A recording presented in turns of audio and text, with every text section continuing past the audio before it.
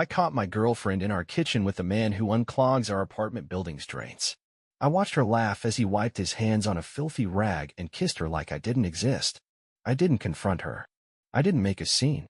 I just walked out because I knew this wouldn't end with yelling. This would end with her wishing she'd never met me. We lived together for 2 years.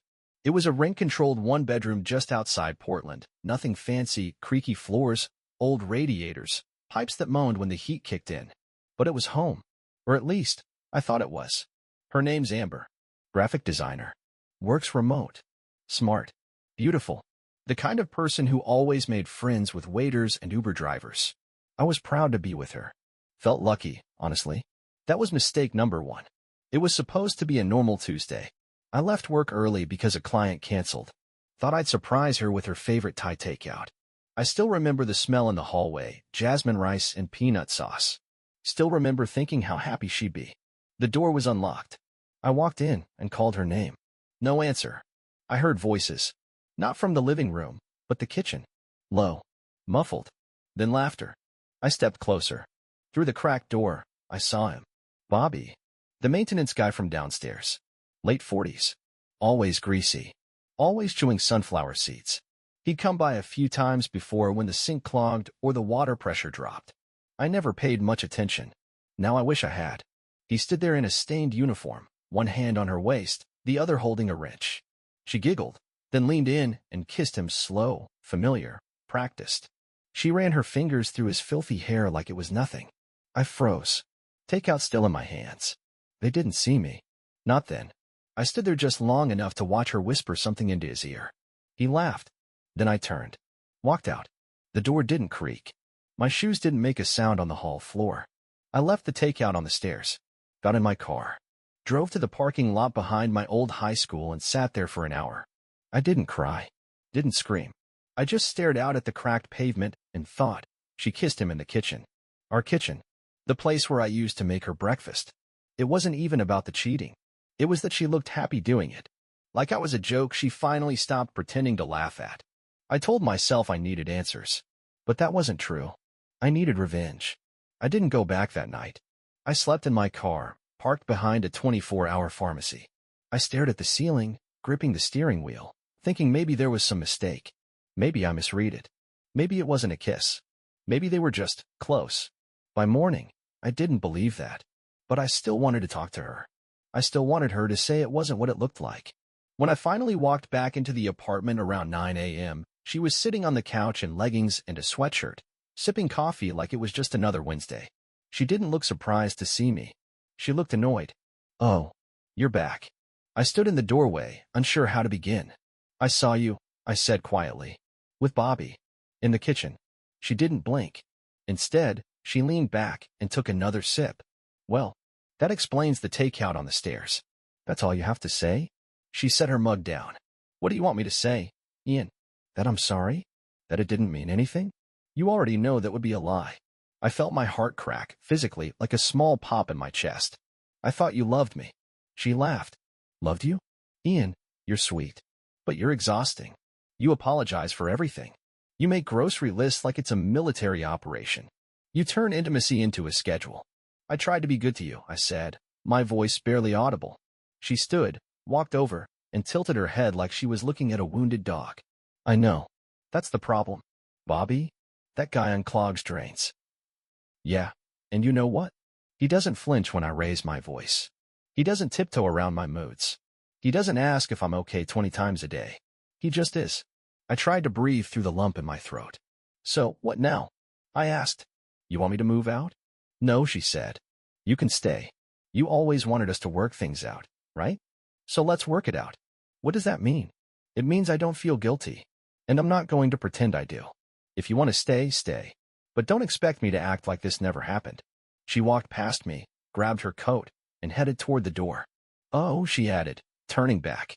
Bobby's coming by later. To fix the bathroom fan. You might want to be out. I didn't move. Couldn't. I just stood there, feeling like a guest in a place I used to call home. And yet, some pathetic, broken part of me still wanted her to change her mind. Still wanted her to look back. Still wanted her to say, I made a mistake. She didn't. She left. And I sat down on the couch where she'd just been, surrounded by the smell of her shampoo and the echo of her laughter. She thought I'd accept it, that I'd shrink, disappear, move on. But that was the last morning I ever let her feel bigger than me. Because that was the morning I started planning how to make her very small. She thought I was broken, and I was at first. But sometimes, when you break something the right way, it sharpens. I didn't get angry, didn't scream. I went quiet, methodical. I started waking up early, before she did, and staying up late, after she went to bed. I didn't speak unless spoken to. I didn't ask where she was going, or when she'd be back. She thought I was defeated. In reality, I was studying her. I started with her laptop. She'd never been careful. Her passwords were always some combination of her old dog's name and her birth year. Took me 3 guesses. Once I was in, I found the gold mine, her browser history, her downloads, her project files. She had freelance clients, ones she never reported. I checked the bank statements. Nothing matched. She was getting paid under the table and hiding it. Why? Because she was still collecting unemployment from a layoff she never reported her side hustle to. Fraud. I screenshotted everything. Next, I checked the lease. The apartment was in both our names, but the utilities? All in mine. She'd never once paid a bill. I started moving them. Quietly. Transferring accounts. Updating autopay. I let her think I was still covering everything. Until the moment I wouldn't. Then I reached out to Bobby. Not directly. I made a fake account. Generic name. No picture. I messaged him late one night with a screenshot. Him and Amber in the kitchen. No text. Just the image. An hour later, he blocked the account. 2 hours after that, Amber came out of the bedroom, furious. What did you do? I looked up from my book. Something wrong. Don't play dumb. Bobby got a message. With a photo. Oh, I said deadpan. Must be hard. Having someone watch you lie. You're pathetic, she snapped. I smiled. I know. You told me that already. She stormed off. That night, I backed up everything, files, screenshots, timestamps, into a folder called Amber's Fall. I didn't send anything. Not yet. This wasn't about exposing her. Not yet. It was about watching her unravel piece by piece. About letting her walk around thinking she still had control, while I quietly removed every brick from beneath her feet. She didn't know it yet, but she was already falling. And I was going to be the one holding the floor when it gave out. She loved her image. Not in a vain, influencer kind of way, more subtle. Amber cared about perception. Friends, neighbors, her little online community of creative freelancers. She wrote advice threads on forums. Gave tips about budgeting, networking, mental health. She even had a newsletter. A small one, sure, but she had an audience. People who believed in her. That gave me my first real weapon. I started small. Logged into our shared desktop while she was out. Grabbed a few unedited project files she'd sent to paying clients. Stuff she'd copied from free online templates and passed off as her own work. I recognized one design immediately. I'd seen her download it from a free stock site weeks ago. Plagiarism. I gathered 5 of them. Added screenshots from the source websites. Filed it all in a clean, professional PDF. No emotion. Just facts. Then I created an anonymous account and emailed it to 3 of her clients. Subject line. Freelancer work may violate commercial licensing terms. I didn't threaten them. I didn't accuse. I just raised concern. Within 48 hours, 2 of them pulled down her designs. One sent a public tweet, vague, but clear to anyone paying attention. Disappointed to discover the work we paid for wasn't original. Lesson learned. Amber saw it. I watched her read it from across the living room. She didn't cry. She didn't explode. She closed her laptop slowly, then stood up and left the apartment without a word. I didn't follow, because I knew where she went, and I knew what she'd find when she got there. The second strike had already landed. I'd filed an anonymous tip with the state unemployment office. Detailed timeline. Screenshots of her freelance payments. Contract dates. Bank transfers. I even printed out the PDF and mailed it, physically, from a different city. They wouldn't ignore that. When she came back that night, she was pale. Quiet. She opened the fridge, stood there like she forgot what food was, then closed it again. I got an email, she said. I looked up from the couch. Yeah. Someone reported me. Oh. She turned to me. You did it. I shrugged. I've been here all day. You think you're smart? She snapped, voice cracking. You think this makes you powerful? No. I said, standing slowly. I think it makes me honest. For once. She stepped back like I'd hit her. Good. Let her feel just a fraction of what I felt in that kitchen. Let her wonder what else I had. Because I wasn't done. Not even close. She still had her followers. Her fake friends. Her safety net. But I had time, patience, and no fear left. For the first time since all this started, I felt like the one holding the pen. And she was just a name in the chapter one was about to write next. I thought she was retreating. She got quieter. Stopped slamming doors. No more snide comments or late-night texts to Bobby. She even started sleeping on the couch. No explanation, no drama. I assumed the silence meant I was winning. I should have known better. Amber never fought fair. It started with a call from my mom. She sounded off. Honey, I'm not trying to pry, but is everything okay with you and Amber? Why? She hesitated. She reached out to me. Said you've been struggling lately. That you might not be sleeping. That you're not well. My chest tightened. She told you that. She said she's worried. That you're isolating. That you've been angry. Said she found some things you'd written, dark things. I closed my eyes. A year ago, after my father died, I went through a hard patch. I wrote in a private journal. Stuff I never shared. Things I only typed out to survive the night. Amber knew about it. She used to hold me when I couldn't sleep.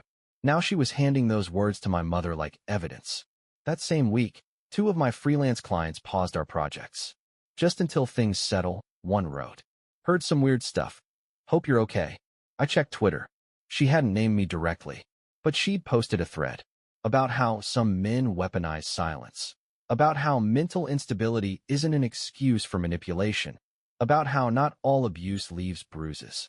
Each line carefully vague, each word calibrated to build a picture, without ever saying my name. But the people in our circle, they knew exactly who she meant. I went to a coffee shop I used to love, and the barista, someone who once joked with me every morning, wouldn't make eye contact. She wasn't just fighting back. She was rewiring the narrative. From cheater to survivor. From liar to misunderstood empath. From abuser to me. And it worked.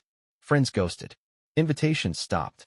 Even my landlord asked, "Everything okay at home?" Someone mentioned you guys were having loud arguments. She had planted the seeds. Now they were blooming. And I was drowning in the garden she designed. But the thing about planting lies? If you leave the roots exposed, someone like me can pull them out. Because Amber missed one thing in her rush to play victim. A detail she never thought mattered. But it did. And when I found it, I knew exactly how I'd tear her entire story down. Not loud. Not violent. Just one truth at the right moment. And the whole thing would collapse. She thought she'd erased me. Turned me into a shadow version of myself.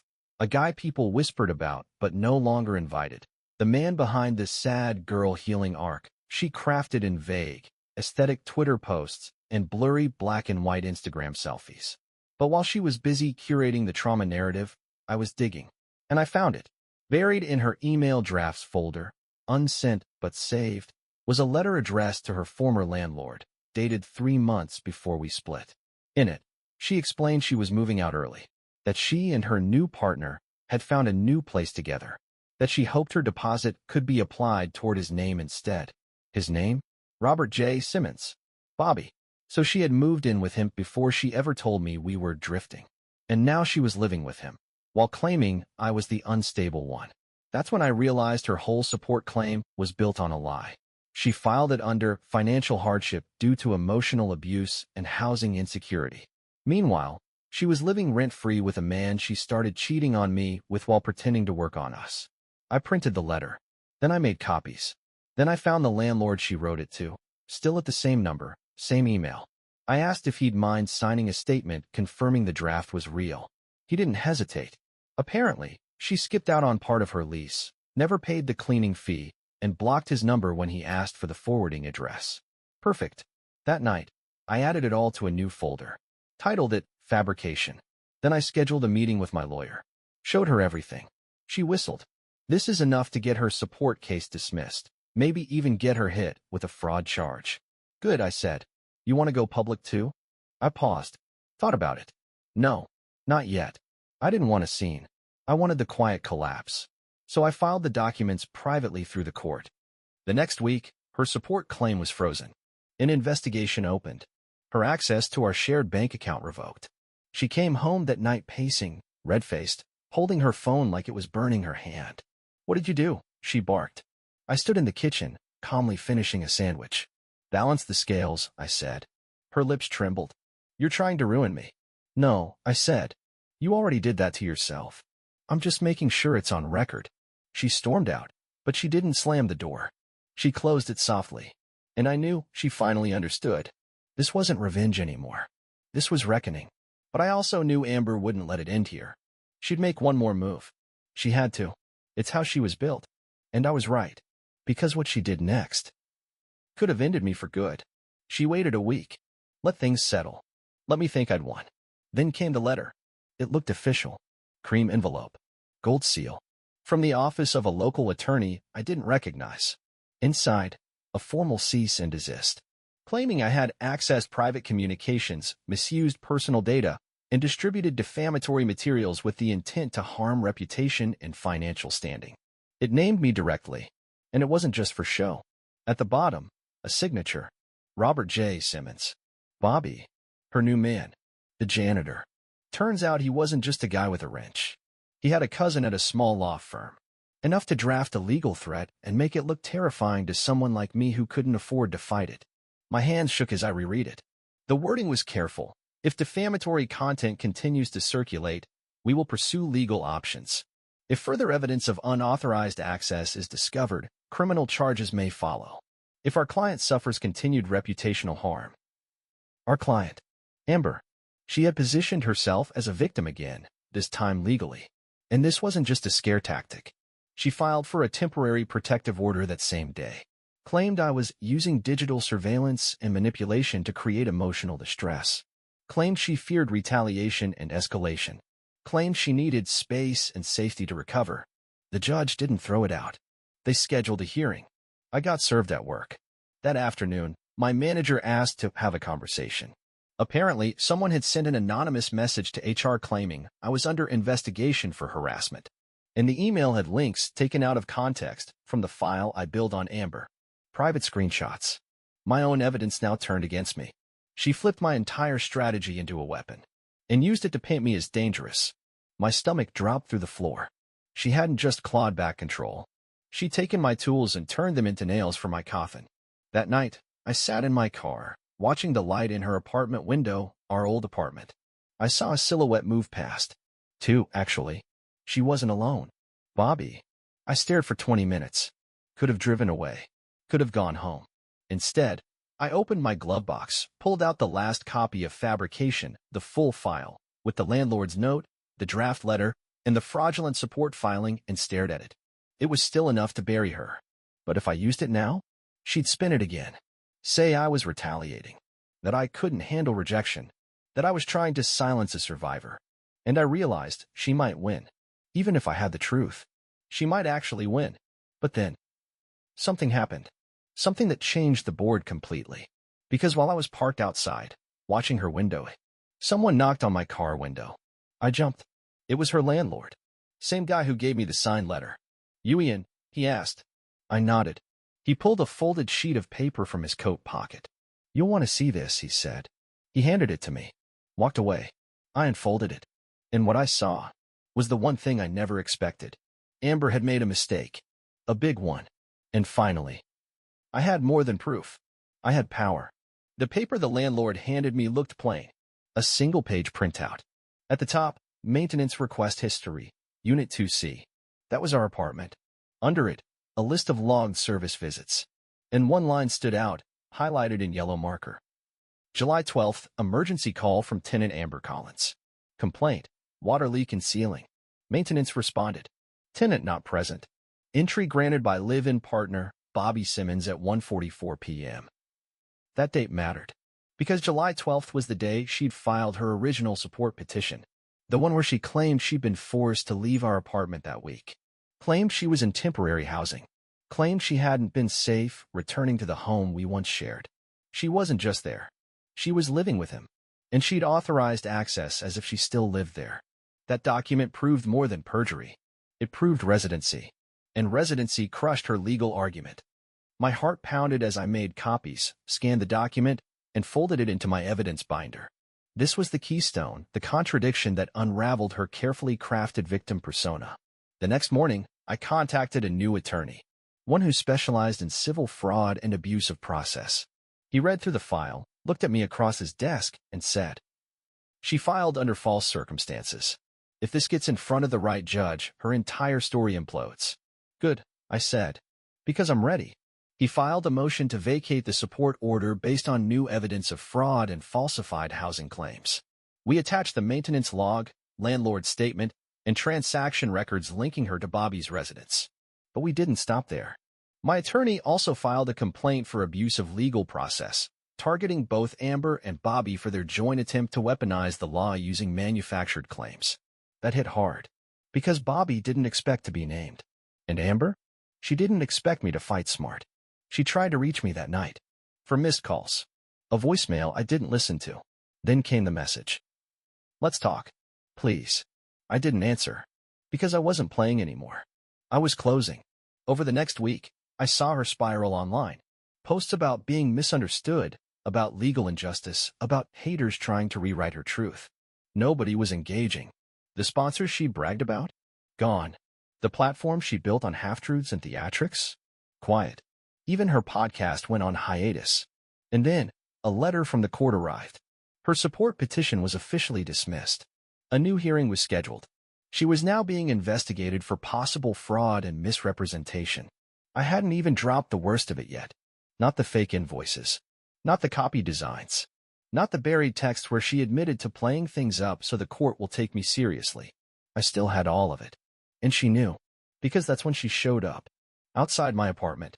Raincoat, messy bun, no makeup. Not the Amber people saw online. The real one. She stood in the parking lot, arms crossed, drenched, looking up at my window. Not angry. Not smug. Just terrified. And that's when I knew. She finally understood. This time, she wouldn't get to flip the story. She wouldn't get to walk away the hero. Because now, I was holding the ending. I thought I had her. The maintenance log, the fraudulent housing claim, the unraveling lies. But Amber wasn't finished. Her next move wasn't legal. It was personal. 3 days before the final hearing, I got a visit from my job's HR manager.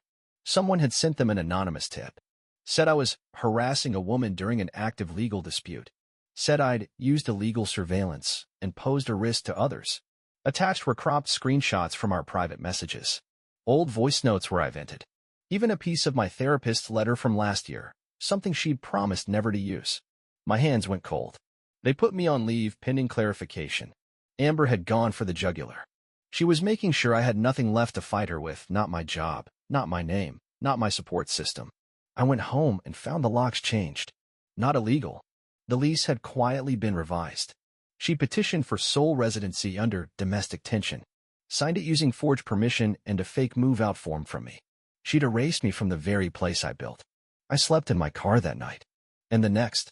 It wasn't anger anymore. It wasn't about getting even. It was survival. She texted once. "You should have just let it go." That broke something in me. I had let everything go. But then, in the middle of that collapse, I got a message from a former tenant of the same building. Simple. Short. Just said, "Hey, if she's saying she was abused, you might want to see this. I dated her before you." Attached was a voicemail. Amber's voice, years earlier, laughing with someone. When they try to leave, that's when you flip the story. Cry, record something shaky, say you're afraid, it buys you time. Courts eat that up. My skin went ice. The timestamp was 2 years before she met me. She'd done this before. I stared at the file for an hour. Because now, it wasn't just her lie. It was her pattern. And in that moment, I knew. She wasn't just going to lose a case. She was going to lose everything. I didn't send the voicemail right away. I let it sit. Because this time, I wanted her to feel it coming. I booked a meeting with the court-appointed investigator. Quiet. No lawyers. I showed them the voicemail, the prior tenant's sworn statement, the fake housing form, and the tampered lease. They said nothing at first. Just took notes. Then came the words I'd waited months to hear. "This changes everything." That same night, I sent her one message. We both know what happens next. She didn't respond. But I saw her online hours later, deleting posts, locking her accounts, trying to undo the mask she'd glued to her face. It was too late. The next morning, I heard the knock. Not a cop. Not her lawyer. Amber. She looked nothing like the woman who once laughed at me across our living room. She looked like someone who hadn't slept in weeks. "I know what you have," she whispered. I didn't answer. She stepped inside, shut the door behind her. "If that recording gets out, I'm done," she said. "Not just in court. Everywhere." She sat down, hands shaking, tears already there. "I'll sign whatever you want. I'll admit everything. I'll tell the judge the abuse claims were false. Just please, don't make this public." Then she did something I never thought I'd see again. She got on her knees, looked up at me, and whispered, "I'm begging you." And for a moment, I saw the full circle. This woman who mocked me, destroyed me, called me weak, now, broken at my feet. I opened the drawer, pulled out the flash drive, set it on the table. She stared at it like it could kill her. "Delete it," she whispered. I stood, picked up the drive, looked her in the eyes and said, "I already won. You just haven't lived it yet." Then I dropped the drive back in the drawer and closed it. I didn't need to press play. Her life would unravel all on its own. She walked out of my apartment like a ghost. No shoes, no words, and I stood there in the silence, knowing I could have ended her, but chose not to. And now I'll leave you with one question. What would you do in my place?